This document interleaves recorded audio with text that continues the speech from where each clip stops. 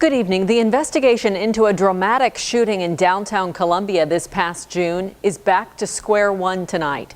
Investigators dropped charges against Eric Cravens today after prosecutors determined they didn't have enough evidence against him.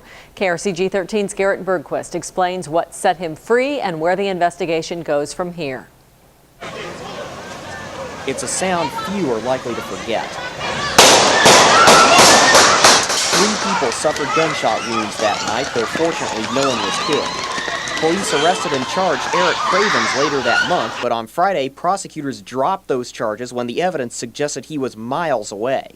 And we began an investigation and immediately acted to preserve surveillance footage from the Taco Bell and the break time that corroborated our alibi witnesses and put him 5 miles away from where the shots were fired at the time the shots were fired. We did not have the evidence sufficient to prove guilt beyond a reasonable doubt. And ethically, as a prosecutor, if the evidence isn't sufficient to do that, we can't go forward.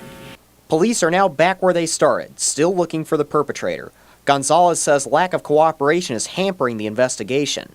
There's a number of individuals who we believe, have knowledge as to this shooting that have refused to cooperate. They're not talking to the police. They weren't talking to investigators. In Columbia, Garrett Bergquist, KRCG 13 News.